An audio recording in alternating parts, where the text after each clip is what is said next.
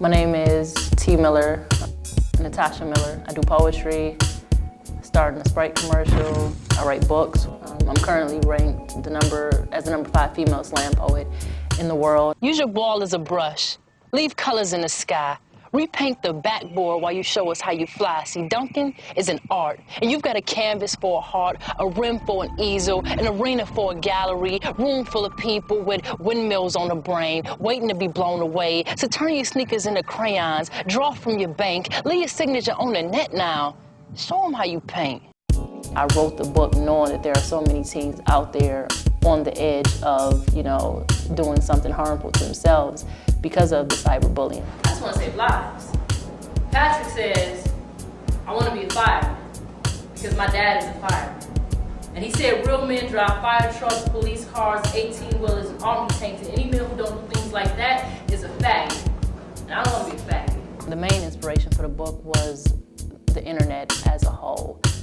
The name came from, people always say that as a homosexual, that at some point you have to come out of the closet.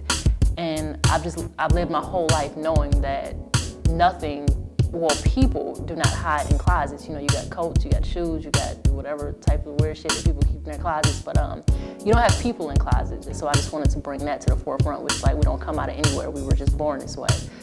Aaron wants to be a professional baseball player. Jonathan wants to be a musician. Directly after fourth period, Terrence and Sherry just wants to be in the hallways kissing before they go home. Rita, who sits in the back of the class and laughs, well, she just always wants to be left alone. And last, but certainly not least, we have Mario, who had more than elementary courage to stand up in front of his classroom and say, yo, Miss Anderson, when I grow up, I want to be gay. Another inspiration for the structure of the book was I was hanging with one of my friends, and he actually gave me money to sponsor one of my events. And a few days later, I was online, and I'm sure this post had nothing to do with me when he posted it, but it had everything to do with me in reality. And he said he hopes that there's another Holocaust coming for the gays. And from that point on, I started to monitor his page, and I realized that he was really, really, really homophobic, and I didn't notice about him. So it made me question if he was somebody different online, or if it was a platform to be more of who he really was in real life. So I structured the book around that, which is really getting to the core of people and who people are when it comes to their internet life. When you live in it today where gay is the new terrorist, females with baggy jeans become the new Arabics, armed and dangerous, ready to take over a nation full of insecurities, those insecurely accusing us of starting a war on straightism. To be honest, I've never had to deal with the issue of coming out. My mother never questioned it.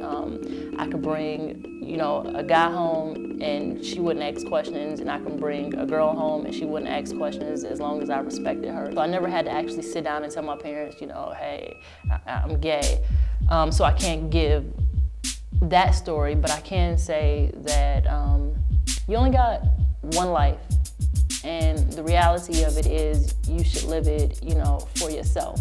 Like in the last year, I've heard of so many people just dropping dead. And the only thought that comes to my head is, did this person do everything that they wanted to do? Did this person do everything that made them happy, that was within their reach? And when it comes to being out and being openly gay, that is something that is within your reach.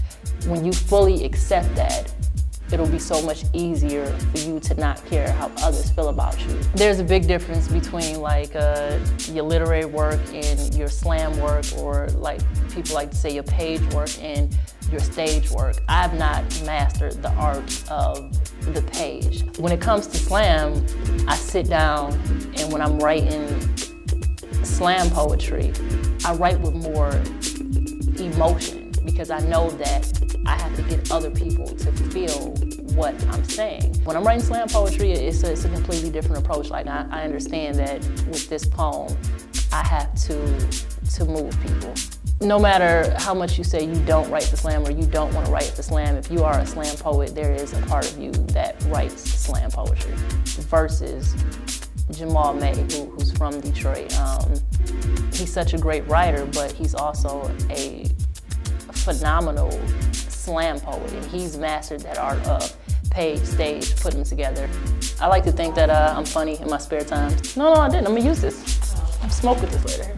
Okay, that's what you do? You kick me off right now. Like, I'm not going down there. I don't smoke. Some of my favorite poets, Mahogany Brown, you have Ebony Hogan, you have Rudy Francisco, Mike Wright, Will Evans, Andrea Gibson, Rachel McGivens, Sam Cooke. Like, it's a long list. The further that things go, I'm not going to say that I can see myself moving further away from poetry, but I can say that I'll see myself being more creative and not just being limited to always using poetry and poets in the things that I'm doing. I see a documentary, actually. I was looking at the book, and it's one idea that, well, I'm proud of everything I do, but you know, every now and again, you just get that one idea that you really, really, really stand for and you stand behind. And this happens to be that idea and that project for me. And I want to extend it as far as possible.